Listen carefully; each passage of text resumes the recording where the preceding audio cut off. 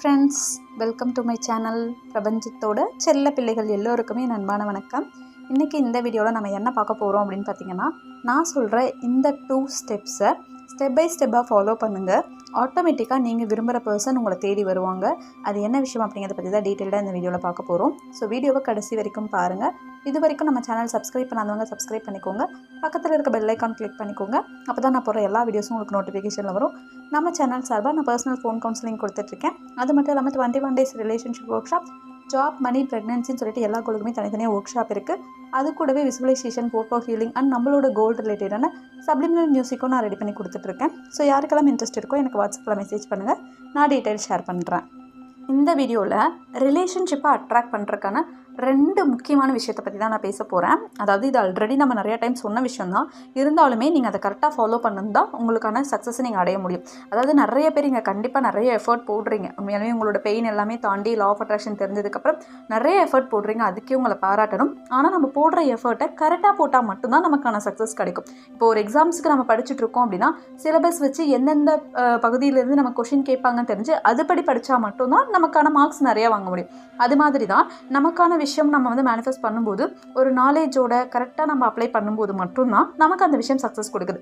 ஏன் இதை நான் சொல்கிறேன்னா, நிறைய பேர் லா ஆஃப் அட்ராக்ஷன் தெரிஞ்சாலுமே திரும்ப திரும்ப பழைய பேட்டர்ன் கொள்ளறே போயிடுறீங்க சீக்கிரமாகவே. ஸோ ஹீல் ஆகும்போது கண்டிப்பாக அந்த பழைய பேட்டர்ன் வந்துக்கிட்டே தான் இருக்கும். ஏன்னா அது எல்லாமே நமக்குள்ளே இருந்த எனர்ஜி. யூனிவர்ஸ் வந்து அதை கேட்பாங்க, இதெல்லாம் உங்களுக்குள்ளே இருந்தது தான், உங்களுக்கு இது மறுபடியும் வேணுமா அப்படிங்கிறது கேட்குறக்காக தான் அதே பேட்டர்ன் வரும். இல்லை நான் மாறிட்டேன், எனக்கு புதுசான விஷயங்கள் தான் வேணும், என் லைஃப்பில் நல்ல விஷயங்கள் தான் வேணும், எனக்கான பர்சன் வேணும் அப்படின்னு நீங்கள் கேட்கும்போது உங்கள் பர்சன் கூட நல்ல நிகழ்வுகளை உங்களுக்கு ஏற்படுத்தி கொடுப்பாங்க. அதாவது திரும்ப திரும்ப ஒரே சைக்கிள் மாதிரி நடக்கக்கூடாது அப்படின்னா கண்டிப்பாக நம்ம சேஞ்ச் பண்ணி தான் ஆகணும். அப்போ தான் நமக்கான சக்ஸஸை நம்ம பார்க்க முடியும். அந்த வகையில் நீங்கள் ஃபஸ்ட்டு பண்ண வேண்டிய விஷயம் என்னென்னா, உங்களுக்குன்னு ஒரு ஒர்க் இருக்கும் இல்லையா? அதாவது ஒரு டேன்னு எடுத்துக்கிட்டிங்கன்னா ரிலேஷன்ஷிப்பு, கெரியர், ஹெல்த்து, மணி எல்லாத்துக்குமே தனித்தனியாக ஒர்க் இருக்கும். அதை வந்து நம்ம கரெக்டாக ஃபாலோ பண்ணணும். அப்போ தான் நமக்கான விஷயத்தை நம்ம அடைய முடியும். நீங்கள் ரிலேஷன்ஷிப்பை மட்டுமே பிடிச்சிட்டு அதுக்கு மட்டுமே அதிகமாக கான்சென்ட்ரேட் பண்ணுறீங்கன்னு வைங்களேன், மற்ற விஷயங்களை நீங்கள் ஃபோக்கஸ் பண்ணாமல் விடும்போது உங்களுக்கு அந்த செல்ஃப் கான்ஃபிடென்ஸ் வராது. என்ன தான் நீங்கள் மேனிஃபெஸ்ட் பண்ணணும் அப்படின்னு சொன்னாலுமே 24 மணி நேரம் நீங்கள் ஒரே விஷயத்தையே பார்க்கும்போது கண்டிப்பாக அது உங்களுக்கு ஸ்ட்ரெஸ் தான் ஆகும். அது வந்து உங்களை மறுபடியும் பழைய பேட்டனுக்குள்ளே கொண்டு போயிடும். ஏன்னா அது மிகப்பெரிய விஷயம்னு உங்களை அறியாமல் நீங்கள் உங்கள் ஆழ்மனத்துக்கு சொல்கிறீங்க.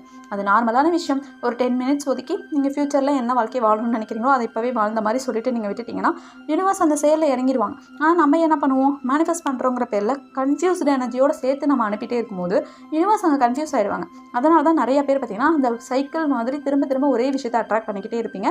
உங்களால் சந்தோஷமான வாழ்க்கையை வந்து வாழ முடியாது. இதுக்கு நான் ஒரு பெஸ்ட்டான கதை சொல்கிறேன் பாருங்கள். அதாவது வந்து நாரதர் வந்து நாராயணன், விஷ்ணுவோட மிகப்பெரிய பக்தர் அப்படிங்கிறது நமக்கு தெரியும்.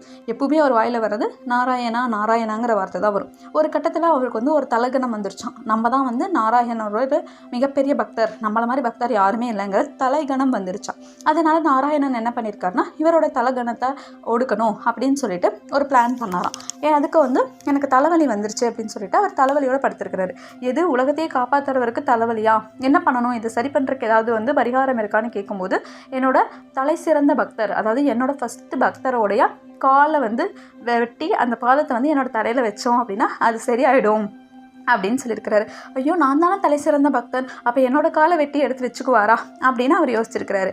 இல்லை நாரதா, இந்த மாதிரி பூமியில் வந்து ஒரு சிறந்த பக்தன் இருக்கான், அவனுடைய கால்கள் தான் எனக்கு வேணும், அந்த காலை வெட்டி எடுத்துகிட்டு வந்து அவரோட பாதத்தை வந்து என் தலையில் வச்சா சரியாயிடும் அப்படின்றதுக்கு, பிரபு நான் தானே உங்களுடைய மிகச்சிறந்த பக்தன், நீங்கள் என்ன பூமியில் இருக்கிற ஒருத்தரை சொல்கிறீங்க அப்படின்னு சொன்னோன்னே, அவர் யாருன்னு நான் பார்க்கணும், நீங்கள் எனக்கு காட்டுங்கன்னு சொன்னோன்னே இவர் தான் அப்படின்னு சொல்லிட்டு ஒரு மனுஷரை காட்டுறாரு.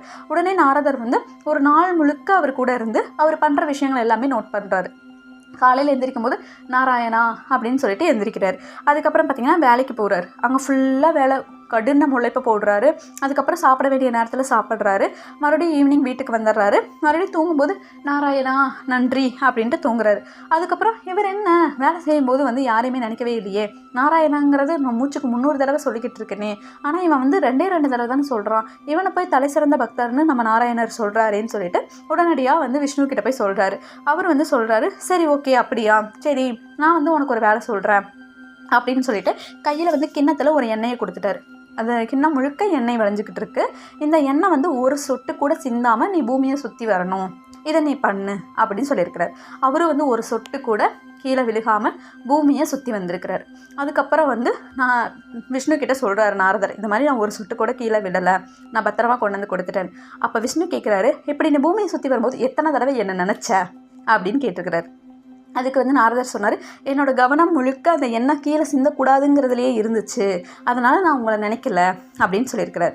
அதனால தான் சொல்கிறேன், நான் உங்களுக்குன்னு ஒரு வேலை வந்து கொடுத்துருப்பேன், நீங்கள் 24 மணி நேரம் என்ன மட்டுமே நினச்சிட்டு இருந்தா நான் கொடுத்த வேலையை நீங்கள் எப்போ செய்வீங்க அப்படின்னு சொல்லி கொஸ்டின் கேட்டிருக்கிறார். அதனால தான் நீங்கள் என்னை நம்பணும் தான், நான் இருக்கிறேன்னு நம்பணும், நான் என்னை வந்து அக்னாலேஜ் பண்ணணும், நான் உங்கள் கூட இருக்கிறேன்னு நம்பணும். நீங்கள் வந்து அந்த நாள் தொடங்கும் போது நான் இருக்கிறேன்னு நம்பி அந்த நாளை என்கிட்ட ஒப்படைச்சிட்டு உங்கள் வேலைகளை நீங்கள் சரியாக செய்யும்போது அதை சரியாக செய்கிறதுக்கான அனைத்து எனர்ஜியுமே நான் கொடுப்பேன். அந்த நாள் முடிஞ்சதுக்கப்புறம் மறுபடியும் வந்து நீங்கள் நன்றி உணர்வோடு ஒன்று கொடுத்தா போதும், நான் சந்தோஷமாயிடுவேன். இதுதான் வந்து என்னோட சிறந்த பக்தனாக இருக்கான வழி அப்படின்னு சொன்னார். இதை தான் நான் சொல்கிறேன். இப்போ ரிலேஷன்ஷிப் வேணும்னு சொல்லி நீங்கள் யூனிவர்ஸையே நினச்சிக்கிட்டே இருக்கீங்க, ஓகேவா? யூனிவர்ஸ் கொடுக்குறாங்க, இல்லை யூனிவர்ஸ் திட்டுறீங்க, ஏதோ ஒன்று பண்ணுறீங்க. அப்போ ரிலேஷன்ஷிப்பை மட்டுமே ஃபோக்கஸ் பண்ணிக்கிட்டே இருக்கும்போது மற்ற வேலைகளில் உங்களுடைய கவனம் சிதறுது. அதுவுமே நீங்கள் பண்ணுற மிஸ்டேக் உங்களுடைய செல்ஃப் கான்ஃபிடென்ஸை குறைக்கும். இதே நீங்கள் வந்து ரிலேஷன்ஷிப் டைமில் மட்டும் ரிலேஷன்ஷிப்பை மேனிஃபெஸ்ட் பண்ணிவிட்டு உங்களுக்குன்னு இருக்கிற ஒர்க்கை வந்து கண்டினியூஸாக கான்சன்ட்ரேஷனோட பண்ணும்போது அந்த ஒர்க்கில் உங்களுடைய மதிப்பு அதிகமாகும். ஆட்டோமேட்டிக்காக உங்கள் ஒர்க்கில் அடுத்த கட்டத்துக்கு போகிறக்கான வாய்ப்புகள் உங்களுக்கு உருவாகும். இதே வந்து நீங்கள் ஒர்க்கில் வந்து உங்களால் ஒரு நல்ல நிலையை அடைய முடியலைன்னா நீங்கள் கரெக்டாக ஒர்க் பண்ணலாங்கிறது மட்டும்தான் அங்கே அர்த்தம்.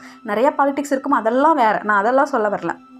ஆனால் நீங்கள் வந்து சந்தோஷமாக பண்ணுறீங்க அப்படின்னா அடுத்த நிலைமைக்கு போகிறதுனா ப்ரமோஷன் அதெல்லாம் கிடையாது. நமக்கு ஒரு சாட்டிஸ்ஃபேக்ஷன் வரும், நமக்கு கொடுத்த வேலையை நம்ம நல்லா பண்ணியிருக்கோம் அப்படின்னு சொல்லிட்டு. அதை தான் நான் சொல்ல வரேன். ப்ரமோஷன் வாங்கினா தான் நான் வேலை செஞ்சேன் அப்படிங்கிறதெல்லாம் கிடையாது. ஃபஸ்ட்டு செல்ஃப் அப்ரிஷியேஷன் கொடுக்கறதுக்கே நமக்கு ஒரு செல்ஃப் சாட்டிஸ்ஃபேக்ஷன் வந்தால் தானே நம்ம செல்ஃப் அப்ரிஷியேஷன் கொடுப்போம். இப்போது எனக்கு வந்து ஒரே ஒருத்தர் தான் கவுன்சிலிங் வராங்க அப்படின்னா அந்த ஒருத்தருக்கு அந்த 1 மணி நேரத்தில் நான் பாசிட்டிவ் எனர்ஜி கொடுத்தேன்னா மட்டும்தான் என்னோட சாட்டிஸ்ஃபேக்ஷன். அது இதே வந்து நான் வேறு பிரச்சனைகள்லாம் போயிட்டுருக்கு அதையெல்லாம் நினச்சிட்டு இவங்களுக்கு வந்து நான் சர்வீஸ் கொடுக்கல அப்படின்னா எனக்கு அந்த செல்ஃப் சாட்டிஸ்ஃபேக்ஷன் வருமா? வராது இல்லையா? அதே மாதிரி தான் உங்களுக்குன்னு ஒரு வேலை இருக்கும், அதை வந்து நீங்கள் அந்த டைமில் கரெக்டாக பண்ணி தான் ஆகணும். படிக்கிறவங்களா இருக்கீங்களா, கண்டிப்பாக படித்து தான் ஆகணும், அதுதான் உங்களோட வேலை. ஸோ அதை பண்ணினீங்கன்னா தான் உங்களுக்கு செல்ஃப் சாட்டிஸ்ஃபேக்ஷன் வரும். செல்ஃப் சாட்டிஸ்ஃபேக்ஷன் வந்தால் தான் செல்ஃப் லவ் அதிகமாகும். இது ஒரு விஷயம். அதே மாதிரி தான் சாப்பிட வேண்டிய நேரத்தில் கரெக்டாக சாப்பிட்டு தான் ஆகணும். அந்த சாப்பிட்ற நேரத்தில் சாப்பாடை மட்டுமே கவனம் செலுத்தி சாப்பிடுங்க. அந்த சாப்பாட்டுக்கு நன்றி உணர்வோடு இருங்க. அந்த சாப்பாடு உங்களுக்கு பாசிட்டிவ் எனர்ஜி கொடுக்குதுன்னு நம்புங்க. அதே மாதிரி தூங்க வேண்டிய நேரத்தில் தூங்கணும். இந்த மாதிரி நீங்கள் பண்ணிங்கன்னா தான் அந்த பாசிட்டிவ் எனர்ஜி உங்களுக்கு இருக்கும். ஆட்டோமேட்டிக்காக உங்களோட பர்சனை உங்களால் அட்ராக்ட் பண்ண முடியும். இதுதான் அங்கே முக்கியமான விஷயம். அடுத்தது என்ன அப்படின்னா, நான் நிறைய எஃபர்ட் போடுறேன் ஆனால் எனக்கு வந்து எதுவுமே நடக்க மாட்டேங்குதுன்னு சிம்பிளாக நிறைய பேர் சொல்லிடுறாங்க. ஆனால் அங்கே வந்து எடுத்துன்னு ஒரே நாளில் உங்களுக்கு நடக்காது, ஒரே மாதத்தில் நடக்காது. ஏன்னா எத்தனையோ வருஷங்களோட எண்ணங்கள் எல்லாமே நம்ம மனசில் இருக்குது. உங்களுடைய ரிலேஷன்ஷிப்லேயும் சில தாக்கங்கள் உங்கள் மனசில் வந்திருக்கு. அந்த தாக்கம் எல்லாம் படிப்படியாக தான் குறையும். அப்போ தான் உங்கள் மைண்டுமே நம்பும். உங்கள் மைண்டு வந்து ஒரு குழந்தை மாதிரி, அதுக்கு திரும்ப திரும்ப திரும்ப திரும்ப நீங்கள் என்ன சொல்கிறீங்களோ அதுதான் நடக்கும். நீங்கள் மேனிஃபெஸ்ட் பண்ணும்போது எடுத்த உடனே பாசிட்டிவாக 100% உங்களால் சொல்ல முடியாது. சில நெகட்டிவான விஷயங்கள் வந்து மைண்டுக்குள்ளே ஓடிட்டே இருக்கும். அவங்க பேசுகிறதெல்லாம் ஞாபகம் இருக்குது அப்படிங்கிற மாதிரி ஓடிக்கிட்டே இருக்கும். அந்த நேரத்துலையும் இல்லை நான் வந்து என்னை டிபெண்ட் பண்ணியிருக்கேன், என்னை வந்து எனக்கு ரொம்ப பிடிக்கும், நான் ரொம்ப ஸ்பெஷல்னு ஸ்டெப் பை ஸ்டெப் ப்ராசஸில் கான்சன்ட்ரேட் பண்ணுங்கள். ஒவ்வொரு படிக்கட்டாக ஏற ட்ரை பண்ணுங்கள். நான் எப்போவுமே சொல்கிறது அதுதான், நம்ம க்ரோ ஆகிட்ருக்கோம், நம்ம ஹீல் ஆகிட்ருக்குறோங்கிற வேர்ட்ஸ் தான் நீங்கள் யூஸ் பண்ணணும். அப்போ தான் வந்து யூனிவர்ஸ் வந்து கரெக்டாக ஸ்டெப் பை ஸ்டெப்பாக கூட்டிகிட்டு போய் டிவைன் டைம்லிங்கில் உங்களுக்கு கடந்து கொடுப்பாங்க. இதுதான் வந்து நிறைய பேர்த்துக்கிட்ட நான் எதிர்பார்க்குற விஷயம். ஸ்டெப் பை ஸ்டெப் ப்ராசஸ் மேலே கான்சன்ட்ரேட் பண்ணுங்கள். ஸ்டெப் பை ஸ்டெப் ப்ராசஸை நம்புங்க. ஏன்னா இப்போ வந்து ஒரு சாப்பாடு செய்கிறோம் அப்படின்னா எல்லாத்தையும் ஒட்டுக்கா போட்டு செஞ்சிட்டோம் அப்படின்னா அப்படி வர டேஸ்ட்டுக்கும் கரெக்டாக வெங்காயம் வதக்கி தக்காளி வதக்கி நம்ம செய்கிற டேஸ்ட்டுக்கும் வந்து டிஃப்ரெண்ட் இருக்கு இல்லையா? தனித்தனியாக வதக்கி செய்கிற டேஸ்ட்டுக்கும் ஒட்டுமொத்தமாக போட்டு செய்கிறதுக்கும் டிஃப்ரெண்ட் இருக்குது. அதே மாதிரி தான் நீங்கள் வந்து எல்லாத்தையும் ஒட்டுக்கா போட்டு குழப்பிக்க வேணாம். டிஃப்ரெண்ட்டாக தனித்தனியாக வந்து கான்சன்ட்ரேட் பண்ணுங்கள். தனித்தனியாக கோலில் கான்சன்ட்ரேட் பண்ணி ஸ்டெப் பை ஸ்டெப் முன்னேற்றத்தை எதிர்பாருங்க. நேற்றை விட இன்றைக்கி கொஞ்சம் ப்ராசஸ் அதிகமாக இருக்குது, இன்றைக்கோட நாளைக்கு அதிகமாக இருக்குன்னு பொறுமையை கையாளுங்க. ஏன்னா பொறுமை ரொம்ப ரொம்ப ரொம்ப முக்கியம். பொறுமை இல்லாமல் நீங்கள் மேனிஃபெஸ்டே பண்ண முடியாது.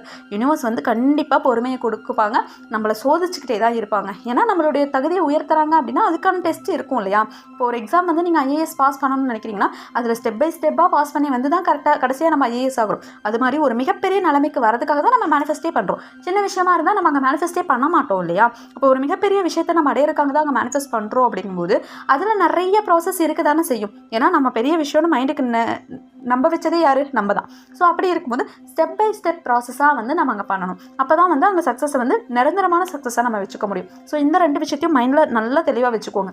உங்களுக்குன்னு ஒரு வேலையை வந்து கடவுள் கொடுத்துருக்காங்க. அது ஹவுஸ் ஒய்ஃபாக இருந்தாலும் சரி, உங்களுடைய வீட்டு வேலைகளை நீங்கள் கரெக்டாக பண்ணுங்கள். உங்களை சுற்றி இருக்கிற இடத்த தெளிவாக சந்தோஷமாக வச்சுக்கோங்க, நீட்டாக வச்சுக்கோங்க. ஏன்னா நம்மளுடைய மைண்டு வந்து எப்படி பிரதிபலிக்கும்னா நம்ம சுற்றி என்ன விஷயங்கள் இருக்கோ அது அப்படியே பிரதிபலிக்கும்.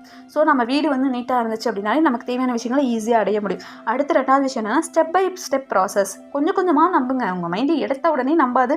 கண்டிப்பாக ரிசல்ட்டை எக்ஸ்பெக்ட் பண்ணணும் தான். அந்த ரிசல்ட்டை எக்ஸ்பெக்ட் பண்ணி லோ ஆகும்போது உடனடியாக சார்ஜ் போடுங்க, உடனடியாக பாசிட்டிவாக பேசுங்க.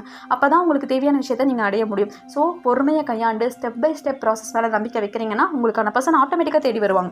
இதில் நிறைய பேருக்கு என்ன டவுட் அப்படின்னா, நம்ம செல்ஃப் லவ் இன்க்ரீஸ் ஆனால் எப்படி அவங்க வருவாங்க அப்படின்னு கேட்குறீங்க. ஆல்ரெடி வந்து நிறைய ட்ரை பண்ணிட்டீங்க. அவங்க பின்னாடி போயிட்டு அவங்க கிட்ட கெஞ்சி அழுது நிறைய ஃபோன் கால் பண்ணி பேசி புரிய வைக்க முடியல. அவங்க வந்து உங்களை வேணான்ட்டாங்க. கரெக்டாக? அப்படி இருக்கும்போது அவங்கள வந்து சடனாக நீங்கள் வேணான்னு சொல்லிவிட்டு உங்களுடைய லவ் உங்களுக்குள்ளே நீங்கள் எதிர்பார்க்கும்போது நீங்கள் கொடுக்குற இடத்துக்கு வந்துடுவீங்க ஒரு கட்டத்துக்கு மேலே. அவங்களுக்கு வந்து என்னென்னா இத்தனை நாள் வந்து நீங்கள் கொடுத்துக்கிட்டு இருந்தீங்க, அதோட வேல்யூ அவங்களுக்கு புரியலை. கரெக்டாக? அப்போ சடனாக உங்ககிட்ட இருந்து வர்றது ஸ்டாப் ஆகும்போது தான் உங்களோட வேல்யூ அவங்களுக்கு புரியும். எப்படின்னா ஒரு தண்ணி வந்து டெய்லி வந்துக்கிட்டே இருக்குது அப்படின்னா அதோட வேல்யூ வந்து நமக்கு புரியுமா? ஓகே ஆல்வேஸ் இருக்குல்ல அப்படின்னு தான் இருக்கும். ஆனால் சடனாக நமக்கு வர்றது நின்றுச்சுன்னா எவ்வளோ தடுமாறுவோம். அதே மாதிரி தான் நம்ம கொடுக்க வேண்டிய இடத்துல கரெக்டாக கொடுக்கணும். நம்மளோட வேல்யூவை புரிஞ்சுட்டு எந்த இடத்துல அவங்களுக்கு அன்பு தேவையோ அந்த இடத்துல மட்டும் கொடுத்தோம்னா தான் நம்மளுடைய வேல்யூ வந்து அவங்களுக்கு தெரியும். ஸோ நம்மளோட வேல்யூவை இன்க்ரீஸ் பண்ணிக்கிறதுக்காக தான் நம்ம செல்ஃப் லவ் ரொம்ப முக்கியம் அப்படின்னு சொல்கிறோம். ஏன்னா ஒரு விஷயத்துக்கு நம்ம தகுதியானவங்கன்னு நம்ம மைண்டு நம்பினா தான் அந்த விஷயத்தை அட்ராக்ட் பண்ணி கொடுக்கும். ஸோ அதுக்காக தான் நம்ம மேனிஃபெஸ்டேஷன் பண்ணுறோங்கிறத புரிஞ்சுக்கோங்க. மேனிஃபெஸ்டேஷன் அப்படிங்கிறது ஜஸ்ட் மெத்தட்ஸ் பண்ணுறது, 24 மணி நேரம் உட்காந்து எழுதுறது, 24 மணி நேரம் உட்காந்து அஃபர்மேஷன் சொல்கிறது அப்படி கிடையாது.